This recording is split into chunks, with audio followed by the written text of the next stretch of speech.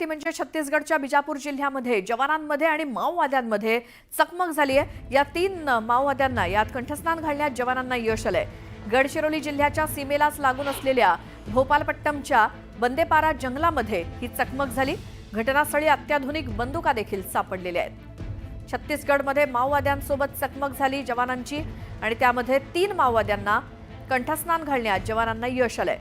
गडचिरोली जिल्ह्याच्या सीमेलाच लागून असलेल्या भोपालपट्टमच्या बंदेपारा जंगलामध्ये ही चकमक झाली।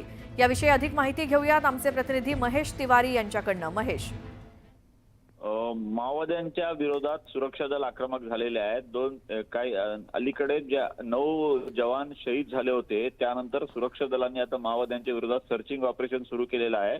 हा जो भोपालपट्टणम भाग आहे, सिरोंचा तालुका, महाराष्ट्राचा शेवटचा तालुका, त्याच्या सीमेला लागून आहे। त्या ठिकाणी बंदेपाराच्या जंगलात माओवाद्यांचं एक लोकेशन असल्याची माहिती मिळाल्यानंतर बिजापूर पोलिसांनी या ठिकाणी रात्रीपासून ऑपरेशन लॉन्च केलं होतं आणि आज सकाळपासून या ठिकाणी चकमक सुरू आहे। आतापर्यंत 3 माओवादी ठार झालेले आहेत।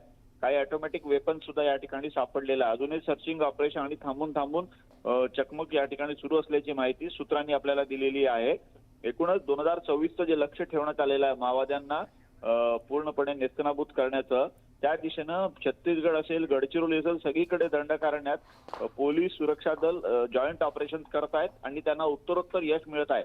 मात्र अलीकडच्या काळातली जी मोठी घटना होती 9 जवान शहीद झाल्याची, त्या घटनेची पुनरावृत्ती होऊ नये म्हणून माओवाद्यांच्या विरोधात आता कठोर पावलं उचलली जात आहेत आणि ज्या ठिकाणी त्यांचे लोकेशन आहेत त्या ठिकाणी ऑपरेशन करून त्यांना घेरण्याचा प्रयत्न सुरू आहे।